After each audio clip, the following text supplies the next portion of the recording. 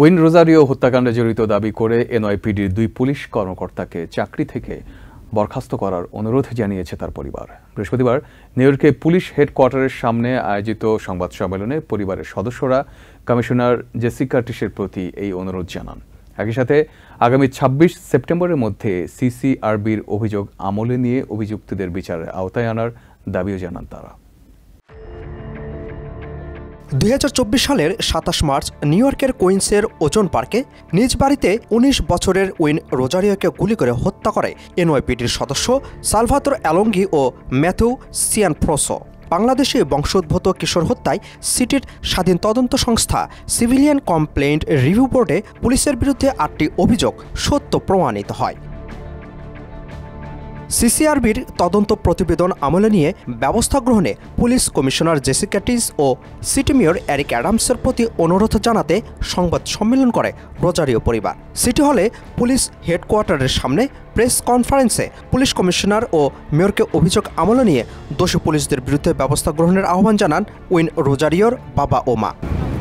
NYPD, আমি আপনাকে জিজ্ঞাসা করতে চাই, আপনি কেন এই অভিযোগগুলো পৌঁছে দেননি? এটি একেবারেই অগ্রহণযোগ্য।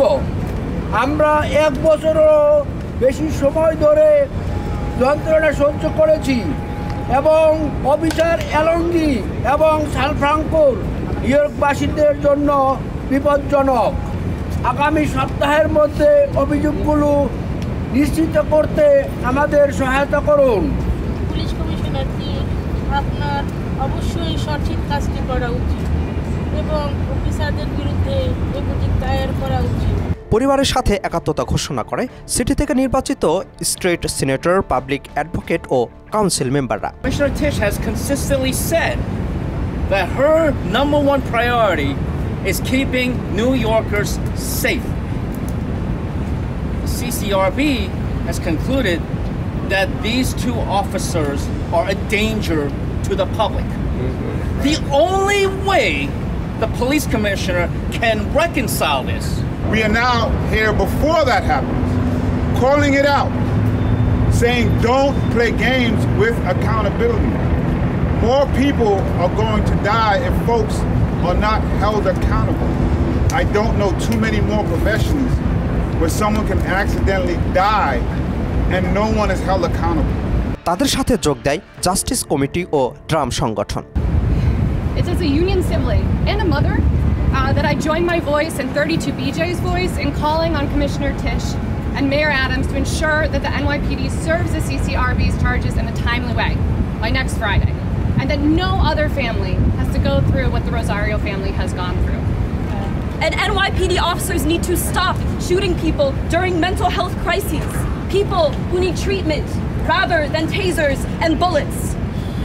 The CCRB has confirmed what we all know to be true by substantiating a number of counts of misconduct against the officers. A step forward has been taken, but we've been here too many times before with too many families, and we know that this is one of the points that the NYPD starts to drag their feet and delay. Right now, to send a message to all New Yorkers that this behavior that violates protocol, that violates human rights, needs to be held accountable. Because if she does not, it sends a message to officers. Commissioner Tish, no more delays. Serve the charge before next Friday and allow the CCRB to move forward with the disciplinary process. তদন্ত প্রতিবেদন নিয়ে কোনো কালক্ষেপণ না করার অনুরোধ জানান অনেকে। We want peace in New York City, in New York, in everywhere where the people are living, and especially we are here in New York City, we want justice. আজকের এখানে সংবাদ সম্মেলন করার উদ্দেশ্য হলো পুলিশ কমিশনার টিশের উপর চাপ প্রয়োগ করা। এর আগেও নিউ ইয়র্কে সন্দেহভাজন অপরাধী ধরতে গিয়ে পুলিশের গুলিতে নিহতের ঘটনায় নিন্দা জানানো হয় প্রেস ব্রিফিংয়ে।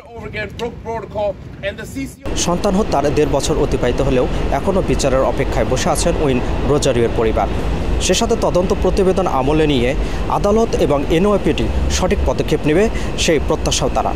সেই সাথে এনওয়াইপিডির সদস্যরা মানুষের জীবন রক্ষাকারী হিসেবে নিউ ইয়র্কে কাজ করবে এমন প্রতীক্ষায় গোটা নিউ ইয়র্কবাসী। আপিল Mahmud, TVN24, New York. New York থেকে সম্প্রচারিত TVN 24 টেলিভিশন, বিশ্বজুড়ে বাঙালির কণ্ঠস্বর।